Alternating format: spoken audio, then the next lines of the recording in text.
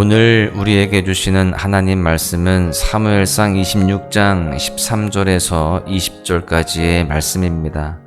이에 다윗이 건너편으로 가서 멀리 산 꼭대기에 서니 거리가 멀더라.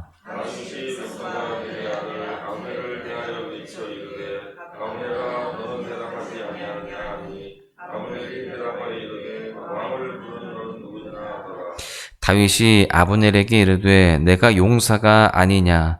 이스라엘 가운데에 너 같은 자가 누구냐? 그러한데 내가 어찌하여 내 주 왕을 보호하지 아니하였느냐?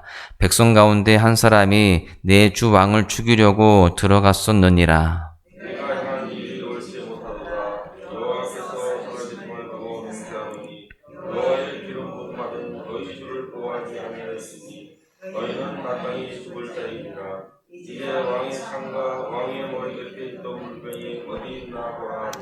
사울이 다윗의 음성을 알아듣고 이르되 내 아들 다윗아 이것이 내 음성이냐 하는지라. 다윗이 이르되 내 주 왕이여 내 음성이니이다 하고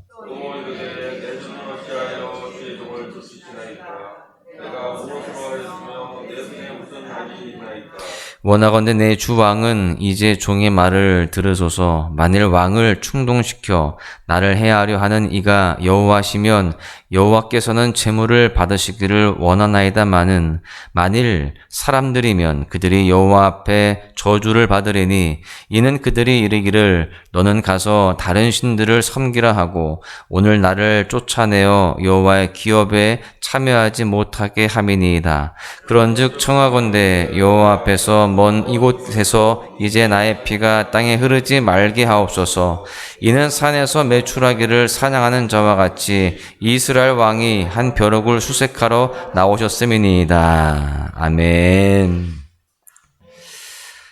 대한민국의 이혼율은요, OECD 회원국들 중에서 9위에 속해 있다고 합니다. 그리고 아시아에서는요, 1위를 달리고 있습니다. 현재에도 이혼율은 혼인율 대비 계속 증가하고 있는 추세라고 하는데요. 이혼 사유로는 47.2%가 성격 차이가 가장 많았고요. 경제 문제, 외도, 가족 불화, 학대 등이 그 뒤를 이어가고 있습니다. 혼인은 부부간의 사랑으로 시작이 되지만 가정은요, 서약을 지키는 충성으로 유지가 되는 것입니다. 서로 다른 남녀가 만났기에 분명히 차이점이 존재합니다. 그 차이를 보듬어주고 이해해주며 서로 보완해 가겠다라고 하는 그 서약으로 인하여서 그 서약을 지키는 충성으로 인하여서 가정은 행복해질 수가 있는 것입니다. 결국 부부간의 충성이 사랑만큼 중요하다라고 할 수 있는 것이죠. 부부 사이뿐만이 아닙니다. 충성은요, 삶의 모든 영역에서 필요한 덕목이자 또 그리스도인이라고 한다면 누구나 추구해야 할 영적인 자세라고 할 수 있습니다. 그런데요, 이런 충성이 개인의 이익과 행복이라는 세상적 가치에 밀려버린 시대가 바로 이 시대가 되었습니다. 충성의 모습이 많은 곳들에서 사라지고 또 희미해져가고 있는 그런 상황이다라는 것이죠. 여러분, 충성은 하나님의 성품이며 동시에 하나님께서 자기 백성들에게 원하시는 삶의 태도입니다. 그래서 하나님은요, 충성을 기뻐하시는 것입니다. 오늘 본문을 통해서 다윗의 충성됨이 무엇인지를 살펴볼 수가 있는데요. 이 시간 다윗의 충성됨을 살펴보면서 우리 모두도 그 충성됨을 갖춰갈 수 있기를 간절히 소망합니다. 오늘 말씀을 통해서 나눌 수 있는 첫 번째 교훈은요, 충성하는 자는 질서를 무너뜨리지 않는다라고 하는 것입니다. 질서의 사전적 의미를 보시면 다음과 같습니다. 혼란 없이 순조롭게 이루어지게 하는 사물의 순서나 차례라고 되어 있어요. 여러분, 질서가 무너지면 사건, 사고가 발생할 수밖에 없습니다. 질서를 어기는 자는 가해자가 되고요. 그로 인하여서 결국 무고한 피해자가 발생하게 되는 것이죠. 순조롭게 이루어지는 그 모든 순서와 그 차례를 무너뜨리기 때문에 이러한 문제가 생기고요. 또한 피해자가 생기게 되는 것입니다. 그런 측면에서 사울왕은 질서를 어기는 자였습니다. 제사장만이 집례할 수 있는 제사를 상황의 긴박함을 이유로 본인의 손으로 집행해버렸습니다.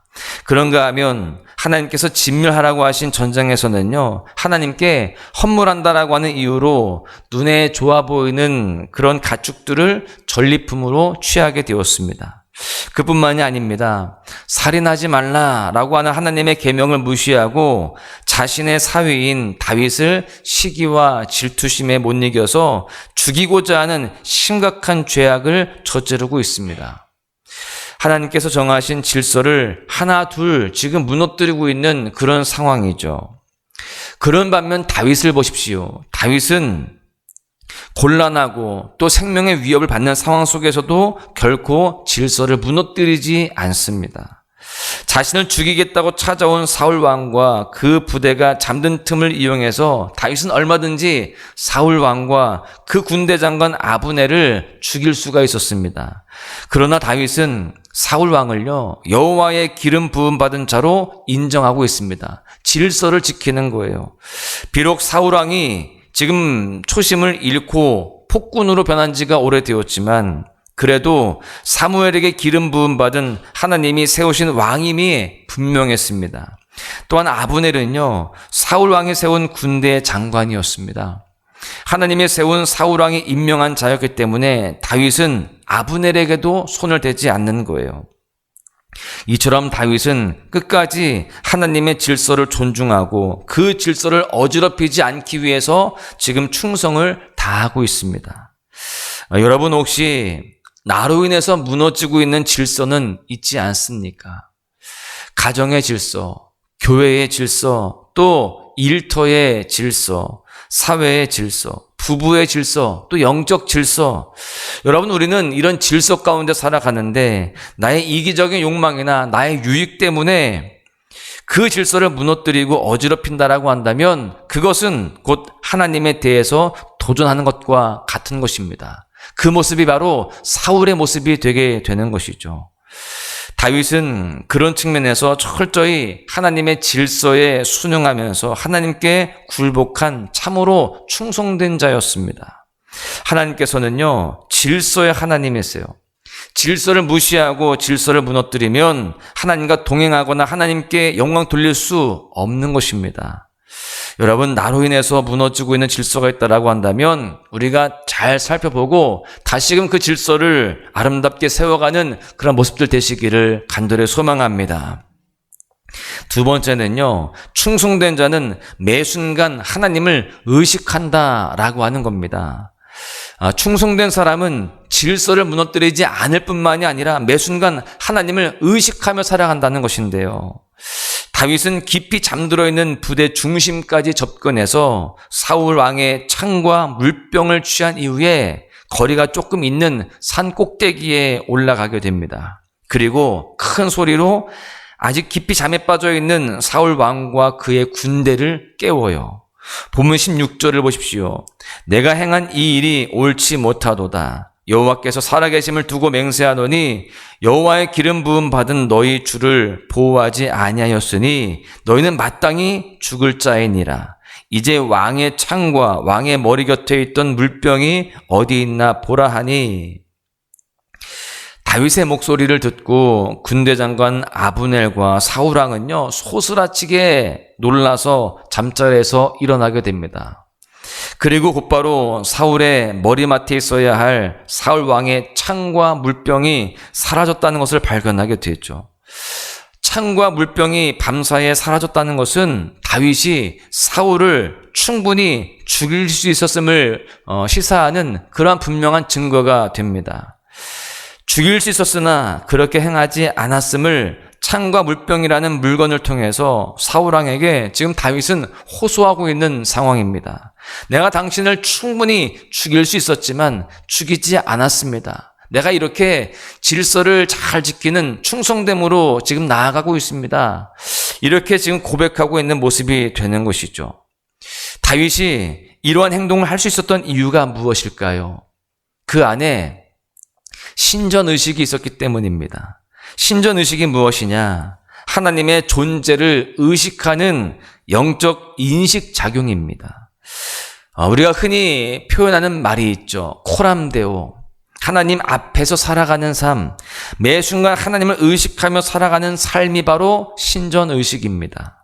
여러분, 그렇습니다. 다윗은 매 순간 하나님의 존재를 의식하면서 살았습니다.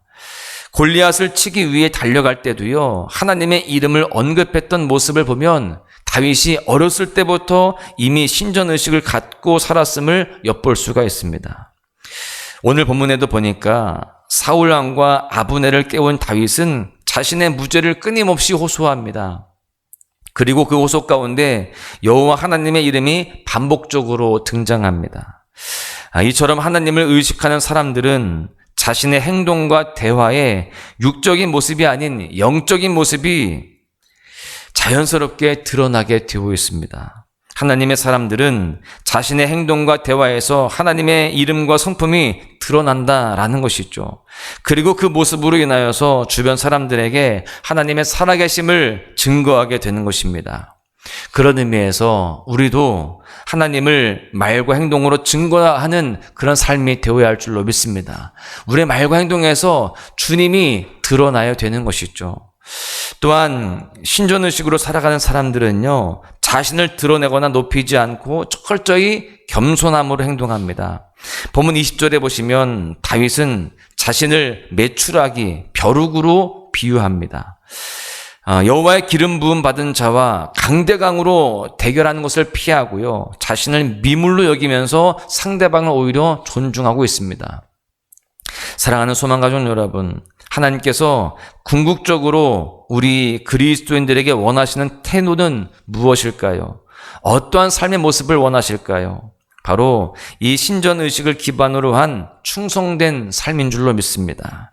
우리 모두가 다윗이 보여준 충성됨을 우리도 가슴에 새기면서 정말 겸손함으로 하나님을 의식하는 삶을 살아가면서 우리 삶에서 충성됨으로 살아가야 할 줄로 믿습니다.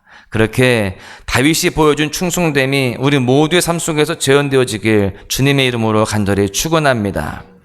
결론의 말씀을 드립니다. 오늘 본문은요, 다윗의 한결같은 충성됨을 보여주고 있습니다. 원수를 제거할 수 있는 기회를 기회로 여기지 않고요, 하나님 앞에서 철저히 질서를 지킵니다. 그리고 매 순간 신전의식을 가지고 하나님 앞에 살아가는 모습, 하나님을 의식하는 모습을 보여주고 있습니다. 이것이 바로 우리가 추구해야 할 신앙의 품격이라고 할 수 있습니다. 이러한 충성이 다윗을 하나님의 마음에 합한 자로 만들어 준 것입니다. 사랑하는 소망가족 여러분, 우리의 삶 속에도요, 이러한 다윗과 같은 충성됨이 배어 있어야 할 줄로 믿습니다. 오늘 하루도 모든 삶의 영역 속에서 질서를 지키는 삶, 코람데오, 하나님 얼굴 앞에서 살아가는 삶, 하나님을 매 순간 의식하며 살아가는 그런 삶으로 온전한 충성의 삶을 이루어가시기를 소망합니다.